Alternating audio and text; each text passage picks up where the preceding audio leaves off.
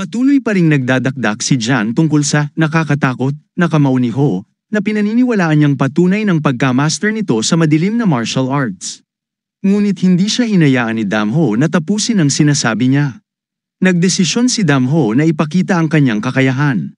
Tumalsik ang dugo sa iba't ibang direksyon nang ang tanga ay tumilapon mula sa lakas ng suntok. Tumilapon siya pabalik mula sa napakalakas na hampas. Agad namang nagtakbuhan ang iba papunta kay Jan, hinugot ang kanilang mga espada. Nagtanong sila, pinatay ba niya ang isang tao sa kampo? Matapos iyon, nagmadali ang lahat upang sugurin si Ho at pigilan siya. May mga utos na patayin siya, ngunit hindi papayag si Damho na magtagumpay sila. Habang sunod-sunod ang mga mandirigmang sumusugod, sa likod nila ay naroon si Joe. Nakita niya ang dugo at mga patay, kaya nagngalit ang kanyang mga ngipin. Hinugot niya ang kanyang espada mula sa kaluban at nag-isip, wala akong pakialam kung sino ka o saan ka nanggaling, hahatakin kita sa piraso-piraso. Habang iniisip ang autoridad, naisip ni Joe na ang pagiging may-ari ng Asher Moon Sword ay hindi sapat upang makamit ang tunay na respeto sa Merma. Habang sinisimulan ang kanyang pag-atake, sinabihan niya ang sarili na wala siyang dapat ikatakot dahil tao rin naman ang kalaban niya. Inipon niya ang lahat ng lakas sa kanyang espada. Sinubukan ni Damho na harangin ang matalim na espada gamit lamang ang kanyang mga kamay. Nakita ito ni Joe at naisip, ngayon, mawawala na ang kanyang mga daliri. Malalaman niya ang tunay na lakas ng Asher Moon Sword. Ngunit hindi nangyari ang plano ni Joe. Sa hindi maipaliwanag na paraan, hindi nagkawatak-watak ang mga daliri ni Ho. Sa halip, kalmado siyang nagsalita, Asher Moon Sword, ito ba ang sinasabi mo? Sabay taas sa espada ni Joe. Naniniwala si Joe na ang espada ay kayang tumagos sa kahit ano, ngunit napagtanto niyang may bagay na makakapigil dito. Ang plano ni Joe ay tuluyang naglaho nang ang espada ay nabasag sa dalawa. Sa isang mabilis na galaw, binali ito ni Damho. Ang matalim na bahagi ay naiwan sa kamay ni Damho. Sa pagkakataong ito, wala siyang balak magpakita ng awa. Sinaksak niya ang natitirang piraso ng espada sa noo ni Joe. May mga nakapaligid na nakakita sa nangyari at natakot habang bumagsak si Joe sa lupa. Nakatutok ang mga espada nila kay Damho, ngunit nanginginig ang kanilang mga tuhod. Tumakbo na kayo kung gusto ninyong mabuhay, kalmado niyang sinabi. Ang mga bangkay na nakapalibot sa kanya ay nagbigay ng bigat sa kanyang babala. Biglang may dumating na nagbigay ng utos sa mga mandirigma na lumayo. Ang lahat ay gumilid upang bigyang daan ang bagong dating. Sa likod nila ay naroon si Lee. Wala ni isa ang nang-ahas na sumuway sa kanyang utos. Lumapit ang host kay Damho at hinarap siya ng diretso. Gayunpaman, kahit siya ay nag-alinlangan kung paano magsisimula. Sa lahat ng taon niya sa mundo ng mga mandirigma, hindi pa niya nakita ang tulad ni Damho. Para bang nakatayo siya sa harap ng isang mabangis na hayop na maaaring punitin siya anumang sandali. Ngunit naglakas loob siyang magsalita, hindi mahalaga kung ano ang dahilan. Mayroong banal na pagbabawal sa pagpatay sa kampo malapit sa bundok Hang. Kung susuko ka ng kusa, nangangako kaming magkakaroon ng patas na investigasyon. Si Damho ay nanatiling walang pakialam sa mga salita ng pinuno. Ngunit si Lee, bilang leader, ay nagbigay ng pangako, isang pangakong mahirap suwayin. Ipinangako ni Lee na hindi sila interesado kung saan nanggaling si Damho o kung sino siya. Ngunit matapos marinig ito, kalmado lamang na sumagot si Damho, mga walang laman na kasinungalingan ang mga salitang yan. Kahit anong sagot ang inaasahan ni Lee, tiyak na hindi ito yun. Nang ulitin ni Damho ang kanyang sinabi ng walang alinlangan, nagalit ng husto si Lee. Napakakumpiyansa mo sa sarili dahil lamang sa lakas mo, sabi ni Lee, ngunit sinubukan pa rin niyang kumbinsihin si Damho na sumuko upang maiwasan ang labanan. Upang takutin si Ho, pinalabas ni Lee ang kanyang enerhiya, ipinapakita ang kapangyarihan nito. Gayunpaman, sa halip na matakot, sumagot si Ho nang may pagkatuwa, kailan ang huling beses mong nakipaglaban? Kailan ang huling beses mong pinadinak ang dugo ng isang kaaway gamit ang sarili mong kamay? Tahimik si Lee, kaya't si Damho na mismo ang sumagot, mukhang matagal na. Walang alinlangan, ipinaliwanag ni Damho, naiintindihan ko ang lahat mula pa sa simula. Napagtanto kong isa kang duwag. Walang masabi si Lee. Nakikinig siya ng tahimik habang idinagdag ni Ho, sa lahat ng taon mong ito, hindi ka man lang nagpatulo ng dugo ng kalaban gamit ang sarili mong lakas. Itinuloy pa ni Damho ang kanyang pambabatikos, parang isang tigre kang nagtatago sa kagubatan. Isang tigre na kusang lumayo sa mundo. Ang tunay na mandaragit ay hindi kailanman gagawin yun. Ang isang tigre na tumigil ng mangaso ay nagiging biktima. Nagkulong ka sa kagubatan, iniwasan ang mundo. Hindi ka na tigre, nagkukunwari ka na lamang. Kahit anong pilit ni Lee na itago ang kanyang takot, nanginginig pa rin siya. Ramdam niya ang bigat ng bawat salita ni Damho. Alam ni Lee sa kanyang puso na totoo ang sinasabi nito, isa na lamang siyang matandang nagtatago sa apat na sulok ng pader, natatakot na muling makipaglaban. Hindi makahanap ng anumang sagot si Lee. Bigla na lamang lumitaw ang isa pang tao na pinatigil si Damho sa kanyang pagsasalita. Si Master Nam ng Gangdong Sect ang bagong dumating. Kilala bilang Heavenly Master, si Nam ay isa sa 9 na napiling talento ng Cam Iron, isang pagpapala mula sa kalangitan. Nararamdaman ang napakalakas na enerhiya mula kay Master Nam, na siyang dahilan kung bakit tinatawag siyang dakilang disipulo ng Gangdong Sect. Ang lahat sa paligid ay naramdaman ang matinding ki na nagmumula sa kanya. Para sa iba, ang pagdating ni Master Nam ay tila kanilang kaligtasan, naniniwala silang hindi na muling magtatangkang gumawa ng kaguluhan si Damho. Isang tingin lamang sa mga kamay ng Heavenly Master, ramdam agad ang napakalaking enerhiya na nakapokus doon. Pinag-isipan ni Master Nam kung paano ang mga tulad ni Damho ay nagdudulot ng kaguluhan. Ipinakilala niya ang sarili sa maitim na bihis na lalaki, ako si Master Nam, at siyon, na binugbog mo, ay disipulo ko. Ngunit hindi ito inintindi ni Damho. Wala siyang nakikitang espesyal doon. Itinuloy ni Nam, narinig ko ang lahat. Narinig ko na sinubukan ni Z sa nananakawin ng kabayo mo. Totoo ba yun? Sinabi ni Sonnen na ang usaping ito ay isang personal na laban ni Damho at dapat niyang panagutan ito. Sang-ayon ng Heavenly Master, ngunit naniniwala rin siya na si Joe at ang kanyang mga kasama ang nagpasimula ng gulo. Gayunpaman, hindi raw ibig sabihin nito na maaaring basta-basta tratuhin ng ganito ang kanyang mga tao. Itinuro niya na may mga batas na dapat sundin. Kalmado lamang na nakinig si Damho, walang ipinakitang emosyon. Sinimulan ng Heavenly Master na magpaliwanag ng isa sa mga batas na kailangang sundin, huwag patayin ang isang taong hindi nagdadala ng gulo. Naghintay si Damho ng karagdagang paliwanag. Inanyayahan siya ng Heavenly Master na sumama sa Gangdong Sect, nangangako ng patas at makatarungang hatol. Ipinunto niya na sa ganitong paraan, wala nang magiging bagong problema. Ngunit ang salitang patas ay nagbigay ng kakaibang interes kay Damho. Sinabi niya na ang desisyon ay gagawin ng pinuno at matanda ng sekta. Ito ang huling payo ko sa iyo, dagdag ng Heavenly Master. Tinanong ni Ho kung ano ang mangyayari kung tumanggi siya. Bilang tugon, pinalabas ng Heavenly Master ang kanyang malakas na enerhiya at sinabing, kung hindi mo tatanggapin ang alok ko, ang tanging paraan ay ang labanan. Naniniwala ang Heavenly Master na walang tao sa mundo ang kayang sumabay sa kanyang pag-atake. Habang pinipigilan ng kanyang kamao, binalaan niya si Ho, dapat mong ibigay ang lahat kung gusto mong mabuhay. Nagtakda siya ng kondisyon, kapag nanalo ako, dadalhin kita sa sekta kung saan ka tatanggap ng mabigat na parusa. At kung manalo ako, tanong ni Ho. Nangako ang Heavenly Master na walang mandirigma mula sa Hans ang muling lalaban sa kanya, anuman ang mangyari. Nangako rin siya sa karangalan ng Gangdong Sect. Tinanong niya si Master Lee kung sumasang-ayon ito sa kasunduan, na nauutal na sumagot, oo, ipinapangako ko ito sa ngalan ng buong kampo malapit sa bundok Hangam. Nagkaroon ng kasunduan sa pagitan nila. Ang Heavenly Master ay nagkonsentra sa kanyang paghinga gamit ang Thunder Breath Centering technique. Ayon sa alamat, kapag ganap na natutunan ang teknik na ito, maaaring makamtan ng lakas ng kidlat, isang kapangyarihang sinasabing walang katumbas sa mundo. Ang lahat ng nakapaligid ay hindi makapaniwala na gagamitin niya ito. Kumbinsido sila na mananalo ang Heavenly Master sa unang salpok pa lamang. Ngunit may nangyaring hindi inaasahan, ang unang atake ay hindi tumama.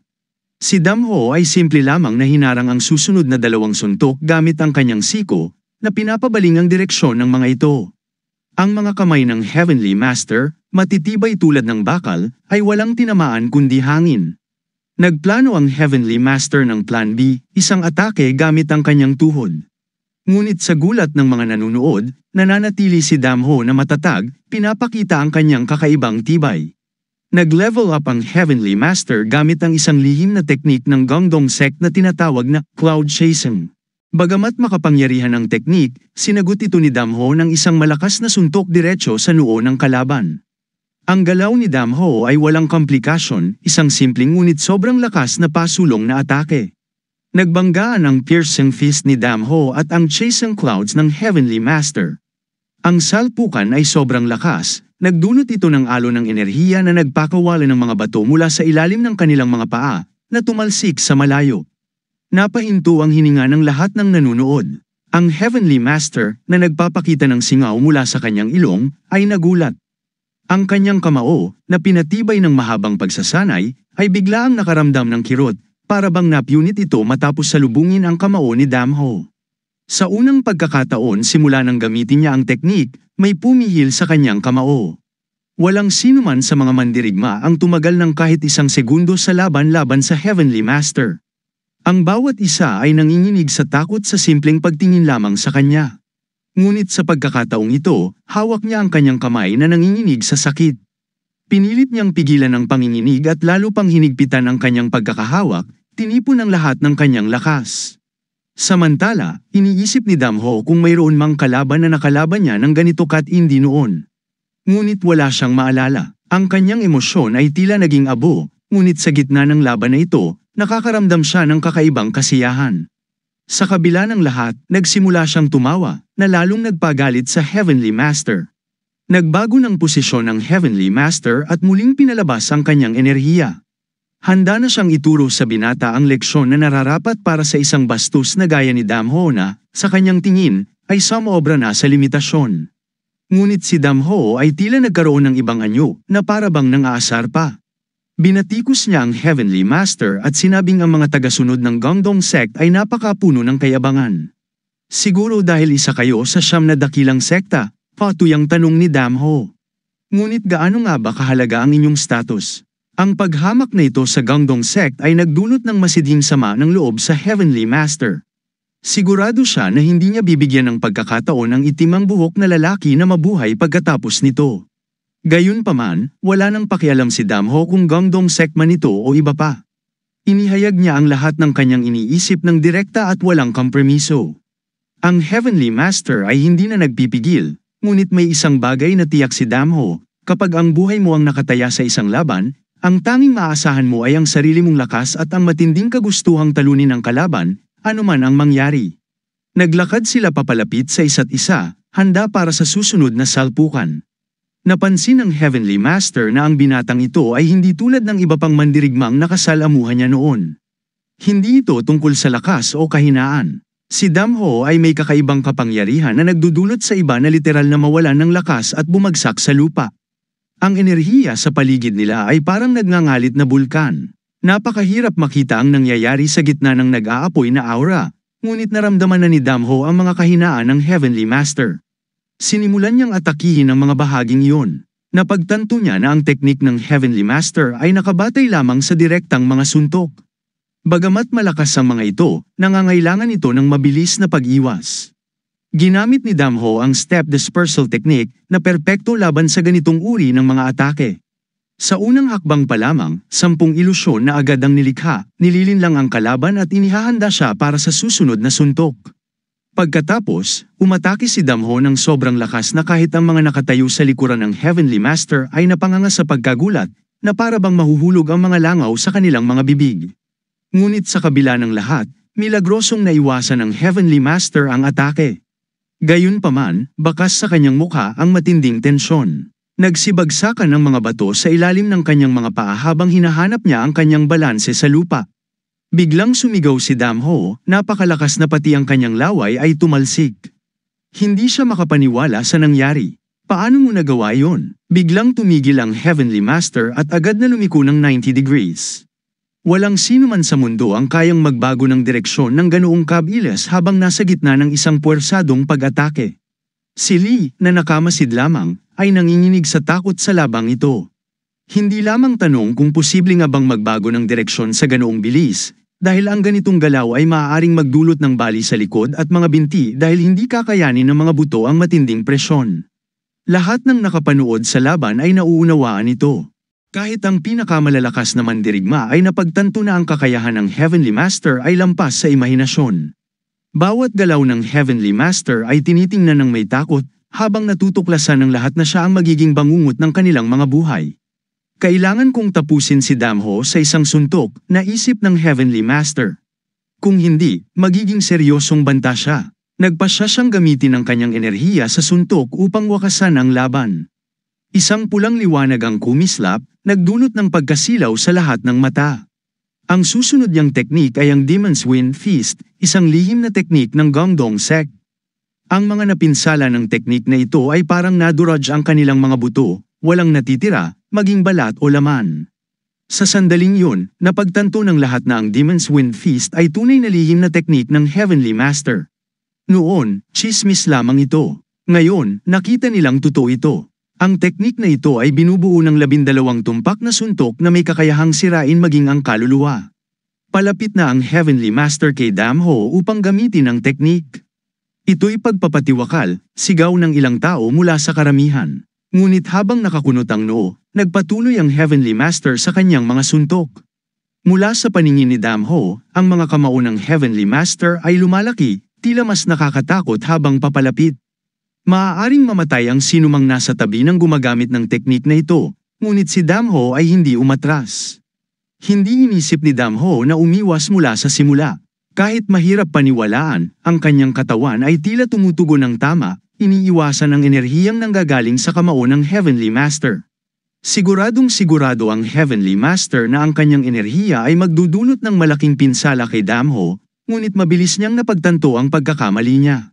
Ginamit ni Damho ang teknik na Yuha, isang teknik na natutunan niya sa pagmamasid sa isang salagubang.